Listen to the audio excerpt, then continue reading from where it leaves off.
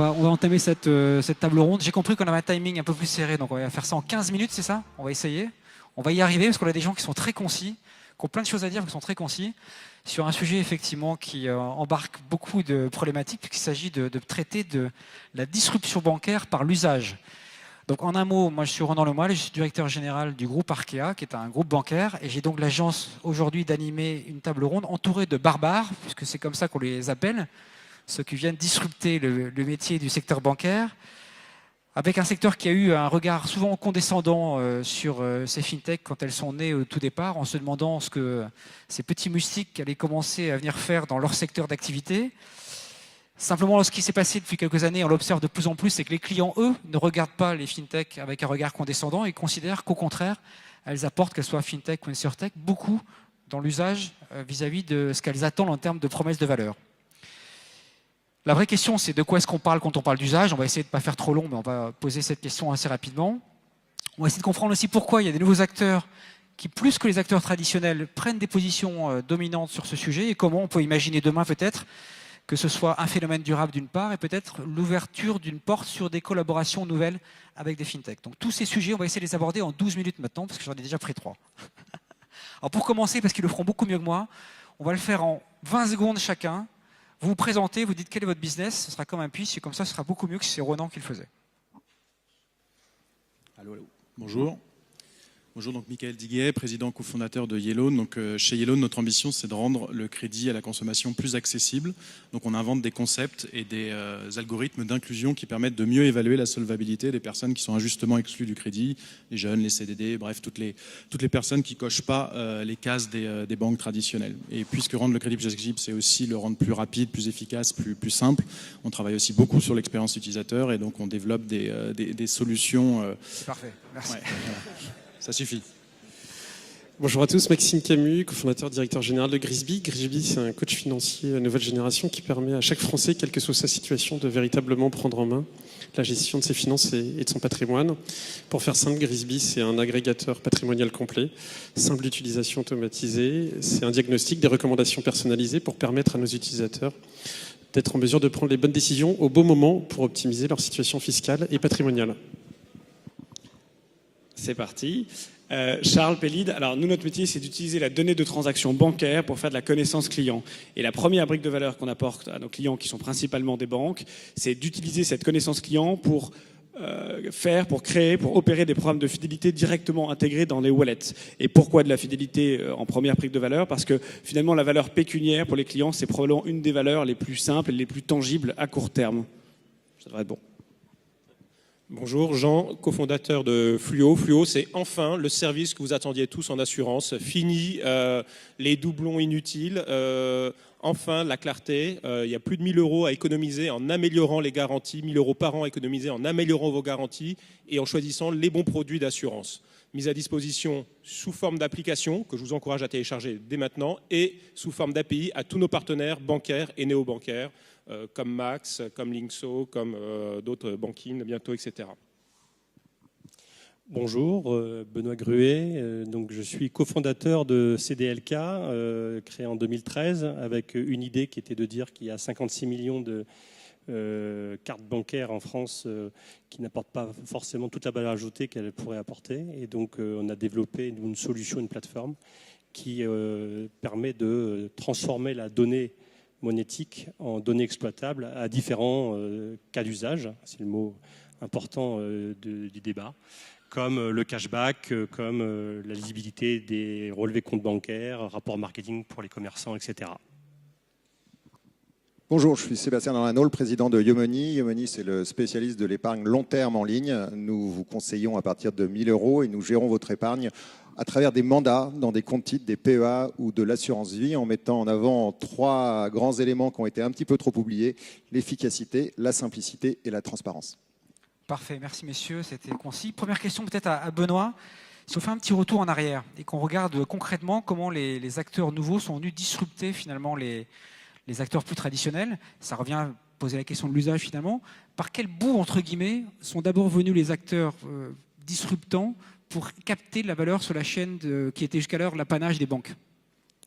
Donc, bon, alors, le grand sujet à la mode, c'est c'est l'open banking, et on voit que les banques traditionnelles qui font des métiers de généralistes dans l'univers bancaire se font attaquer par des fintechs, et puis très rapidement, la vraie menace sera les GAFA, c'est de prendre dans la chaîne de valeur un élément particulier. La plus grosse illustration de ces dernières années est probablement celui des transferts d'argent internationaux. Là, on a un vrai cas d'usage. Ça touche les gens qui sont concernés, évidemment, donc ce n'est pas l'ensemble de la population. Mais on va dire que la banque traditionnelle, dans sa chaîne de valeur, forcément va, au fil du temps, se faire remplacer par des acteurs qui vont, des fintechs, ou alors les banques qui ont l'intelligence de s'auto-disrupter, c'est un vrai sujet, pour faire en sorte que le client bénéficie d'un meilleur service au meilleur tarif. Et on peut prendre tous les éléments de la chaîne de valeur, que ce soit le patrimonial, que ce soit la carte bancaire, que ce soit le transfert d'argent.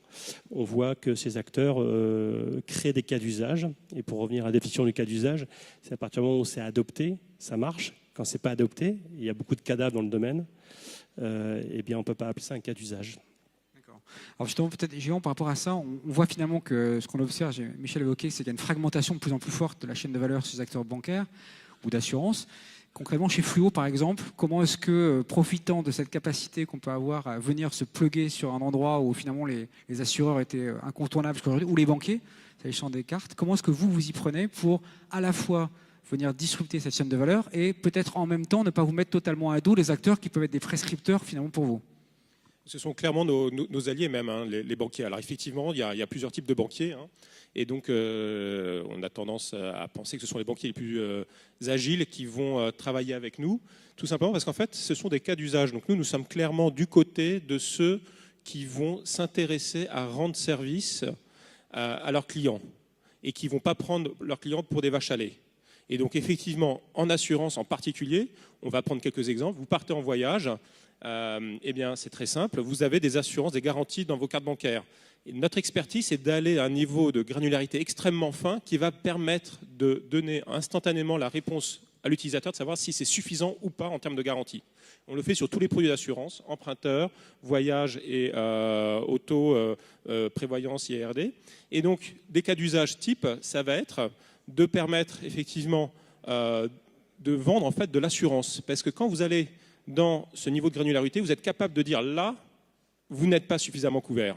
Votre plafond est insuffisant pour aller aux États-Unis, pour aller en Asie. Et votre client va vous faire confiance. Les cas fact and figures très forts que l'on a, c'est qu'aujourd'hui, nos partenaires, même voyagistes, hein, au-delà des banques, même systèmes de paiement qui utilisent notre technologie, permettent de vendre de l'ordre de 50% plus d'assurance voyage en offrant en fait un diagnostic des garanties incluses dans les cartes bancaires. Complètement contre-intuitif, c'est-à-dire que le paradigme qui voulait que le meilleur client en assurance, c'était un client qui s'ignore, en fait fait qu'en valorisant et en découvrant les garanties que possède déjà son client, on permet au client d'en acheter encore plus et on lui donne encore plus envie du service. Alors ça, c'est quelque chose qui m'amène à une question, peut-être que je peux passer à Sébastien, Maxime, Benoît peut-être aussi. C'est qu'est-ce qu'en fait, aujourd'hui, devient la vraie valeur qu'apportent les banquiers si on considère que des acteurs nouveaux comme vous l'êtes peuvent, eux, venir se plugger sur pas mal de bouts de la chaîne de valeur. Finalement, qu'est-ce qu'on va attendre demain, puisqu'on parle de disruption bancaire, mais l'avenir est aussi sans doute un peu à des partenariats. Qu'est-ce qu'on peut attendre des banques davantage demain dans cet environnement où il faut faire des partenariats? Ouais, je pense qu'elles ont un peu perdu la bataille du transactionnel pur. En tout cas, elles y participent. Mais les nouveaux acteurs ont fait en sorte que le transactionnel maintenant soit totalement invisible et intégré dans d'autres process. Comme ça vient d'être cité, le conseil commençait aussi à rentrer dans des process métiers. C'est chez les voyagistes, c'est ailleurs que dans la banque qu'on va faire du conseil. Et en fait, la vraie valeur ajoutée d'un banquier, normalement, c'est de donner le bon conseil au bon moment. Et pour y arriver, il va falloir bien sûr qu'il puisse gérer de la donnée. Et c'est là où on va pouvoir l'aider. Il va falloir qu'il sache parler aux clients de la manière la plus efficace et la plus simple possible. On va aussi l'accompagner. Et puis, on va l'amener sur des éléments de transparence et d'objectivité qu'il a parfois un peu perdu. Ça veut dire, aujourd'hui, ce que peut amener le banquier, c'est cette touche d'humain, je pense, qui est essentielle, mais appuyée sur des technologies qui, que ce soit pour le transactionnel ou pour le conseil, garantissent la qualité de ce qui va être produit pour le client. Peut-être, ouais. Oui, rapidement. Moi, je pense que aussi une des valeurs principales des banques, c'est la marque, et la marque crée une capacité de réassurance. Et donc aujourd'hui, c'est compliqué de créer une marque. Hein. Il y a beaucoup de fintech qui ont essayé de créer des marques en B2C. Il y en a qui ont réussi, mais finalement, il y en a assez peu. Les coûts d'acquisition sont très chers. Et donc, du coup, ça marche parfois quand c'est très très bien fait en expérience, mais c'est pas évident. Donc je pense qu'un des assets principaux de la banque aujourd'hui encore, c'est sa marque qui crée de la réassurance. Mais attention, les cycles de décision des gens diminuent et ces marques peuvent disparaître aujourd'hui relativement rapidement. Maxime, peut-être une réaction, parce qu'avec Grisby, on est bien positionné à la frontière d'à peu près tous les métiers qu'un banque assureur peut faire. Exactement. Moi, les banques, pour aller dans le bon sens, doivent se réinventer, doivent se transformer. Il y a différents assets. On a parlé du conseiller, on a parlé de la marque, et je partage complètement. Il y a la taille. La taille, c'est un asset aussi. Ça peut être un frein. Il y a de l'inertie, il y a de legacy, mais c'est avant tout une force. Il faut savoir s'appuyer sur cette force. Mais moi, ce qui m'intéresse au sein des banques, c'est vraiment le capital humain. C'est pour compléter ce que disait Sébastien. Nous, au sein de Grisby, on a nous-mêmes des conseillers. Et c'est vrai que ces conseillers, on pourrait les qualifier de conseillers augmentés. C'est un terme qui est un peu galvaudé, mais c'est vraiment ça. C'est-à-dire qu'on ne perd pas de temps pour connaître son client. Néanmoins, on le connaît bien. On le connaît super bien. Mais notre client, il va remplir totalement son patrimoine tout seul. Donc c'est une vraie force. Et on va aller à l'essentiel. C'est-à-dire on va aller directement au diagnostic et au conseil, à la recommandation au moment de la première relation et aux recommandations dans le temps. Et c'est vrai que les banquiers, s'ils avaient entre guillemets la chance d'avoir un outil comme le nôtre, je souris, mais ça facilite la vie du conseiller et ça rend beaucoup plus de valeur, on apporte beaucoup plus de valeur aux clients. Donc le capital humain au sein des banques, il est précieux, il faut valoriser au maximum, notamment des conseillers qui sont en front auprès de leurs clients avec des outils tels que le nôtre. Michel, peut-être pour aller prolonger la question, on voit qu'il y a une volonté quand même de l'écosystème de travailler davantage avec les banques assureurs au sens large. Et en même temps, on entend souvent, un des motifs de, non pas refus, mais de réticence, c'est le phénomène de la taille. Trop petit pour travailler avec nous, pas adapté à nos process, ou d'ailleurs ça peut le vivre dans les deux sens, ou n'inspirant pas assez confiance. Qu'est-ce qu'on peut répondre aujourd'hui, à l'heure où effectivement on voit malgré tout que cette manifestation est l'illustration, les fintech, assurtech s'inscrivent bien dans le paysage. Qu'est-ce qu'on peut répondre à cette objection de la taille qui ne rassure pas, la taille qui n'est pas un facteur qui favorise les partenariats entre fintech, assurtech et banquiers? Déjà, dans la relation entre la fintech et l'utilisateur final, ça a été dit déjà. Je pense qu'effectivement, la fintech, la banque a une réelle valeur par sa marque, par la notoriété de sa marque, par sa taille. Ça, c'est une réalité. Donc, c'est pour ça que nous, par exemple, une partie des fintech fait le choix du coup de s'associer avec des banques pour pouvoir bénéficier de leur notoriété. Alors, effectivement, comme tu le dis, Ronan, derrière, on a un autre problème qui est dans notre relation avec la grande institution. Effectivement, le fait qu'on a une petite taille, qu'on est obligé de travailler sur des time frames beaucoup plus serrés. Et ça, c'est une vraie difficulté qu'on vit aujourd'hui. Je pense moi, je crois beaucoup en le modèle de collaboration banque-fintech, mais on a encore en France, je pense, des progrès à faire pour rendre vraiment ces collaborations pleinement efficientes.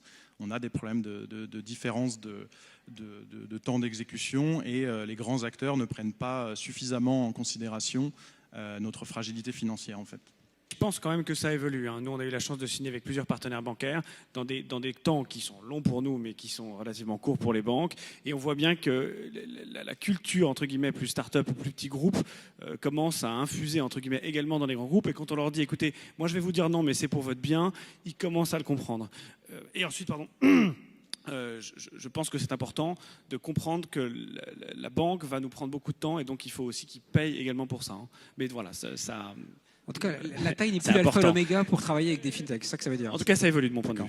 Okay.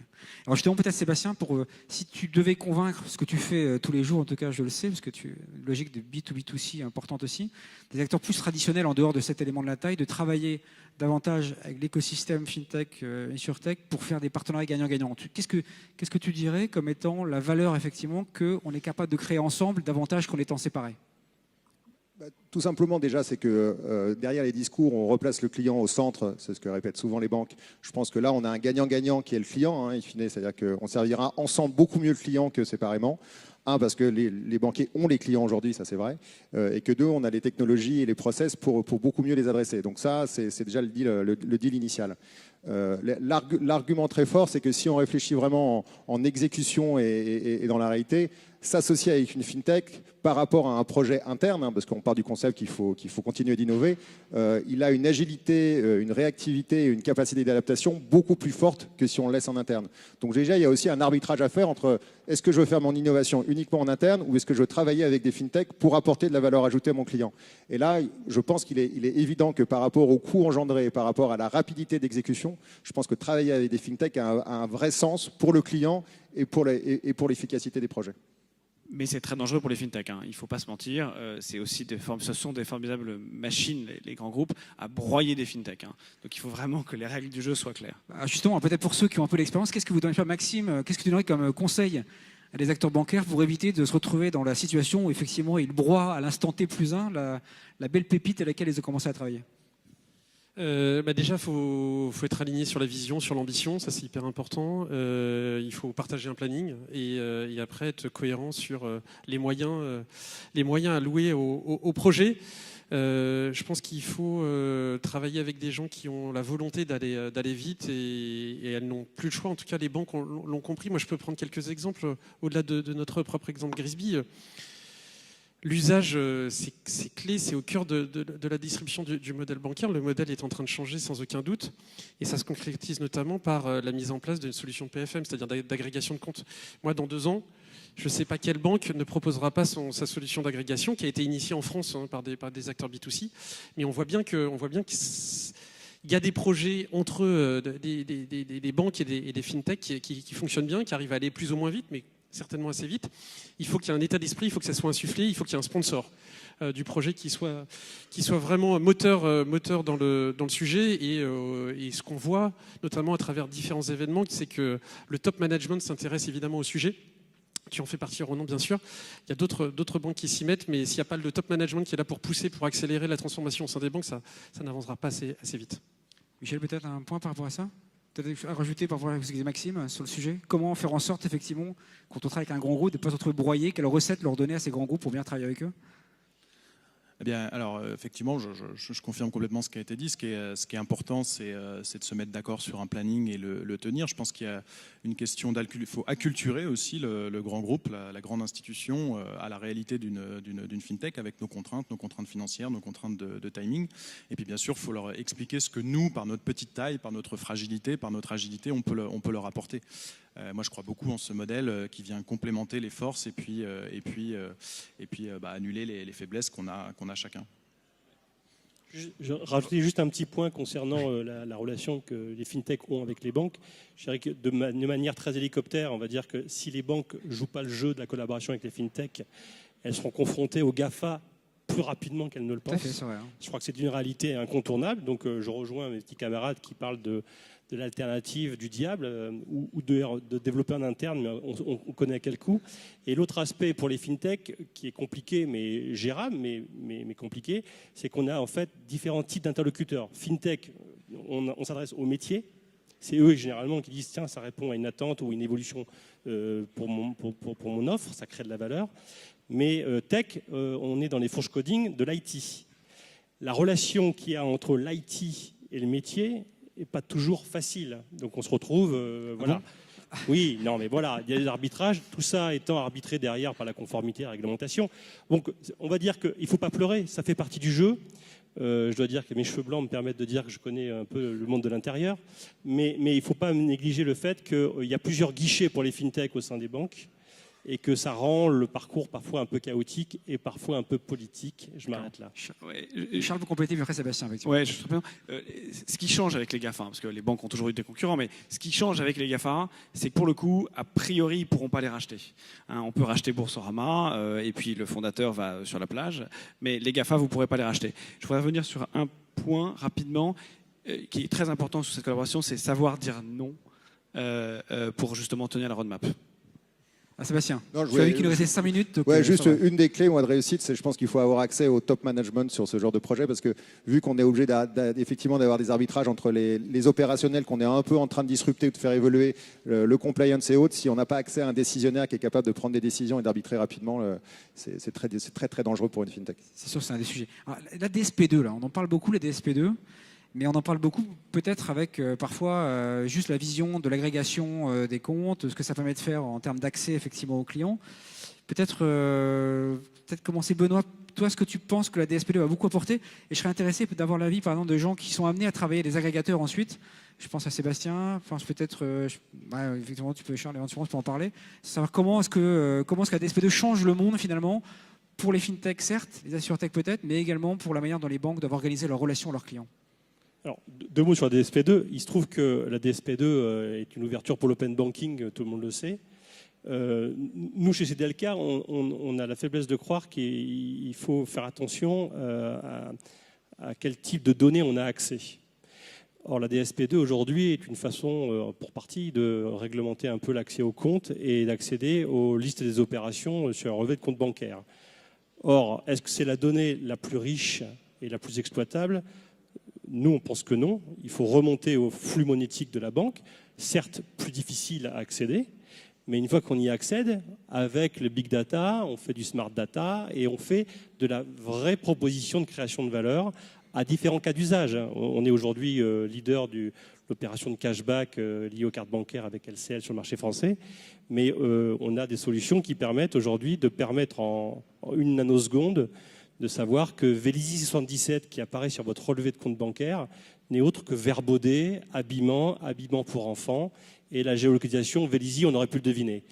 Voilà les petits exemples. À un moment donné, c'est bien de dire on arrête de scraper, on met des API, mais à quoi on a accès? Ça, c'est un des enjeux majeurs de la banque en général pour créer de la valeur. Sébastien, peut-être pour Charles. Nous, on va utiliser ces éléments pour envoyer beaucoup plus de transparence et un meilleur conseil. Transparence, très concrètement, DSP2 n'a pas encore complètement validé le point, mais lorsque les comptes épargne vont être totalement intégrés et avoir accès aux comptes épargne, aux assurances vie, aux comptes titres et aux PEA de nos clients, ça va être très important parce qu'on va pouvoir leur donner la réalité des frais qu'ils vont payer. Et ça va être un moment assez disruptif, je pense, pour la banque. C'est le moment où vous allez savoir la réalité de ce que vous payez au quotidien dans ce genre de produits. Et donc là, ça va créer quand même des mouvements qui peuvent être assez violents. Ça, je le dis pour les banques. Et après, on peut amener surtout beaucoup de conseils parce que quand on voit les fameux KYC qu'on est obligé de remplir pour avoir une vision très détaillée, qu'on est obligé de mettre à jour en permanence, l'accès aux données clients vous donne quand même un certain nombre d'informations et d'éléments qui vous permettent de pré-remplir, de mieux connaître vos clients et donc forcément de mieux le conseiller dans notre catégorie sur l'épargne financière. Charles, peut-être. Oui. Alors moi, je ne suis pas tout à fait d'accord avec ce qu'a dit Benoît. Je pense qu'on peut faire quand même beaucoup de choses avec ces informations scrappées. Bon, mais on en reparlera. Ensuite, ce que je pense, c'est que scraper pour scraper, ça ne sert à rien. Il faut créer de la valeur. Et d'ailleurs, Clément, qui est de chez Budget Insight ici, ne me contredira pas. Scraper pour scraper, ça ne sert à rien. Donc l'enjeu, c'est une fois que je peux scraper, quelle valeur je fais avec. Et je pense qu'il y a pas mal d'exemples de ce qu'on peut faire avec.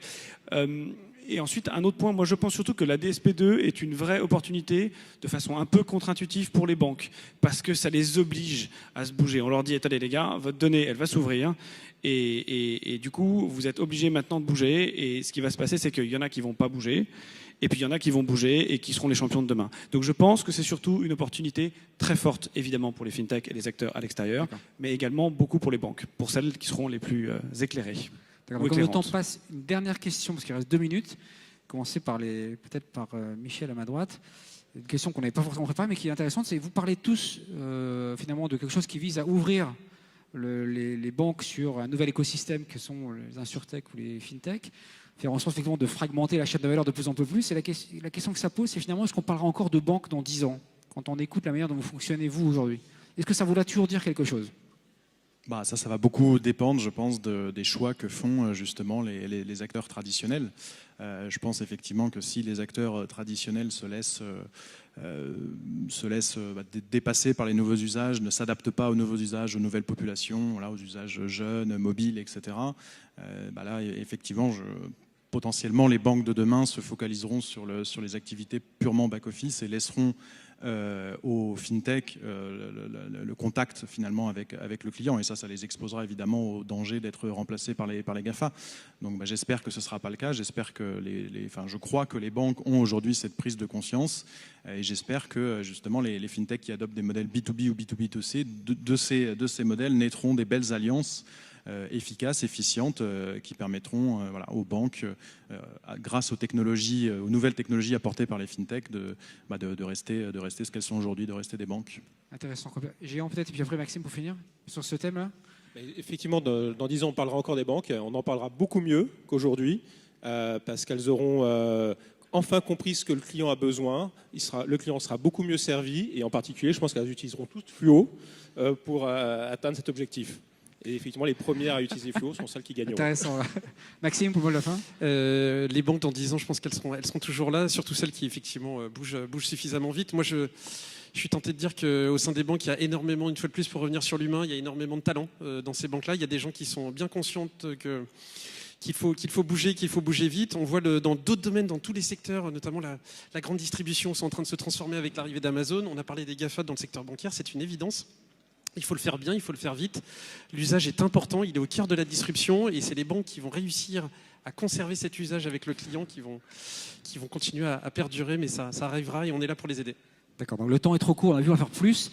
Je vous remercie tous, vraiment, parce que vous avez des expériences très intéressantes. Nous, chez Arkéa, on a la chance de travailler avec quelques-uns d'entre vous, et moi je cite souvent cette petite citation du Dalai Lama qui dit que si vous pensez que vous êtes trop petit pour changer le monde, dormez avec un moustique, on en reparle demain matin. Donc effectivement, sans doute que les fintech et insurtech sont à l'aube de changer le monde. En tout cas, ce que vous illustrez montre bien à quel point on peut changer le monde et en même temps vouloir continuer à travailler avec ceux dont on pique les mollets tous les jours. Voilà, merci beaucoup à tous.